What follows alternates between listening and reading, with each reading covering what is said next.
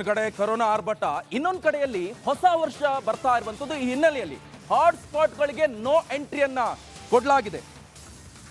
ಬೆಂಗಳೂರು ಗ್ರಾಮಾಂತರ ಜಿಲ್ಲೆ ಹಲವು ಪ್ರದೇಶಗಳಿಗೆ ನಿರ್ಬಂಧವನ್ನ ಹೇರಿರುವಂತದ್ದು.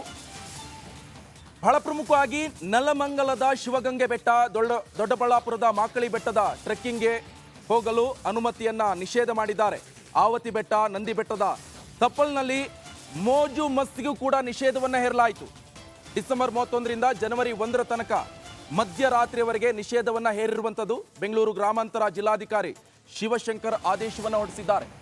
ಹೊಸ ವರ್ಷ ಒಂದ್ ಕಡೆ, ಕರೋನಾ ಆರ್ಭಟ ಮತ್ತೊಂದು ಕಡೆ, ಇನ್ನೊಂದು ಕಡೆಯಲ್ಲಿ ಈ ನೆಲಮಂಗಲದ ಶಿವಗಂಗಾ ಬೆಟ್ಟ ಇರ್ಬೋದು, ದೊಡ್ಡಬಳ್ಳಾಪುರದ ಮಾಕಳಿ ಬೆಟ್ಟದ ಟ್ರೆಕ್ಕಿಂಗ್, ಇಂಥ ಸಂದರ್ಭದಲ್ಲಿ ಮೋಜು ಮಸ್ತಿಯೆಲ್ಲ ಮಾಡೋಕೆ ಇಲ್ಲಿ ಅವಕಾಶವನ್ನ ಕೊಡಲು ಆಗೋದಿಲ್ಲ ಅಂತ ಜಿಲ್ಲಾಧಿಕಾರಿ ಶಿವಶಂಕರ್ ಆದೇಶವನ್ನೇ ಹೊರಡಿಸಿದ್ದಾರೆ.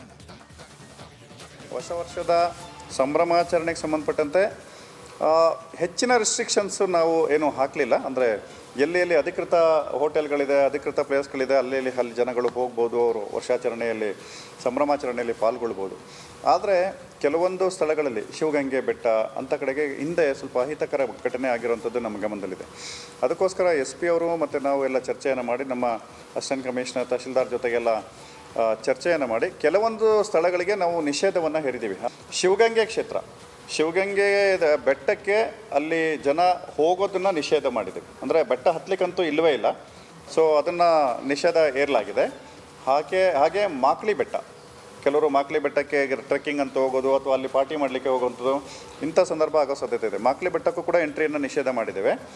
ಮತ್ತು ಆವತಿ ಬೆಟ್ಟ ಹಾಗೂ ನಂದಿ ಬೆಟ್ಟದ ತಪ್ಪಲು, ಅದು ತಪ್ಪಲು ಅಂತ ಹೇಳಿದ್ದೀವಿ. ತಮಗೆಲ್ಲ ಗೊತ್ತಿದೆ, ಬೆಟ್ಟ ಅವರಿಗೆ ಚಿಕ್ಕಬಳ್ಳಾಪುರಕ್ಕೆ ಬರ್ತದೆ, ಅದು ಅವರು ಆದೇಶ ಮಾಡ್ತಾರೆ.